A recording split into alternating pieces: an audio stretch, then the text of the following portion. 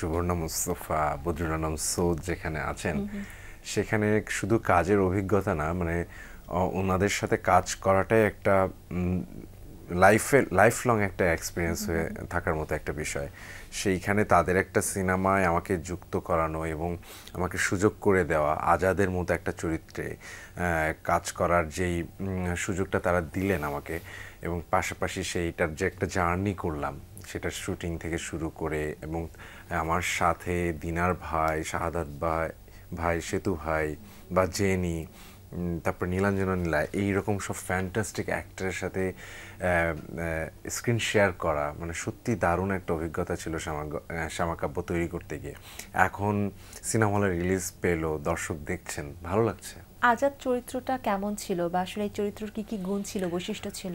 আজাদ আমাদেরই চারপাশে দেখা একটা মানুষ, যার প্রেম আছে, সংঘাত আছে যার ভিতরে। আমরা আজাদকে শ্যামাকাব্যে যেভাবে দেখি যে তার ছোটোবেলায় এক ধরনের ট্রমা ছিল, ফ্যামিলি একটা ব্রোকেন ফ্যামিলির ছেলে, সে বড় হচ্ছিল এবং সেও যখন তার বড় হওয়ার সময়টা পার করছিল সেখানেও এক ধরনের তার প্রেম, ভালোবাসায় বা পরিবারের যেই নানা রকম সংঘাত, নানা রকম বিচ্ছেদের মধ্য দিয়ে তাকে পার করতে হয় জীবন, এবং একটা অবসাদ বা ডিপ্রেশনের মধ্য দিয়ে সে পার করে তার জীবন। সেই অবসাদ কাটাতে গিয়েই হয়তো কোথাও ঘুরতে গিয়ে সে আমার সাথে দেখা হয় এবং সে নতুন করে বাঁচার একটা ইন্সপিরেশন পায়।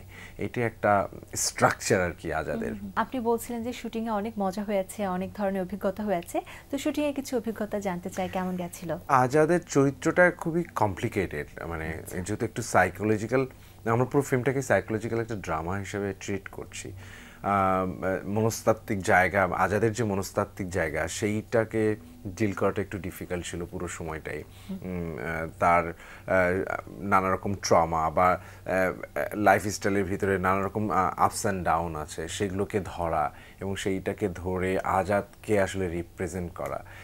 সো ওই জায়গা মানে চরিত্রটা নির্মাণেই এক ধরনের ভালো রকমের পরিশ্রম গেছে আমাদের সবার। আমার যেমন চরিত্রটা নির্মাণ করতে নানা রকম প্রস্তুতির দরকার হয়েছে, পাশাপাশি ডাইরেক্টর, সিনেমাটোগ্রাফার ওই চরিত্রকে যেভাবে দেখতে চেয়েছেন, যেভাবে পোর্ট্রে করতে চেয়েছেন, সেইটাকে বুঝে পোর্ট্রে করা আর কি। সো অভিজ্ঞতাটা এরকমই আর কি। আমরা খুব পুরনো জমিদার বাড়িতে শ্যুট করেছিলাম এবং অগাস্ট সেপ্টেম্বরের দিকে শ্যুট করেছিলাম, একটু কম গরম আবার একটু গরম এরকম একটা সময়। সো ভালো, মানে আমরা খুব মানে আনন্দ নিয়ে তারপরে সুন্দরবনে আমরা 4 দিন স্টে করেছিলাম। সো ওইটাও একটা দারুণ মজার ছিল যে ট্রিপ হয়ে গেছে সিনেমা করতে গিয়ে। এছাড়া আর কোনো লোকেশন ছিল? আমাদের এই দুটো লোকেশনই, পাকুটিয়া নামে একটা এরিয়া আছে মানিকগঞ্জের দিকে, ওই এরিয়াতে একটা মেজর পোর্শন হয়েছে এটা শুটিং, বাকিটা হচ্ছে সুন্দরবনে। আচ্ছা, এই সুযোগে সুন্দরবনে সেই সুন্দর সুন্দর আবহাওয়ার সাথে পরিচয় লাভ হলো। একদমই তাই। এই সিনেমায় অভিনয়ের সুযোগটা হলো কিভাবে বা কিভাবে জানতে পারলেন যে আপনি সিনেমায় কাজ করছেন? খুবই কোইন্সিডেন্টলি আসলে আমার সংযোগটা ঘটে।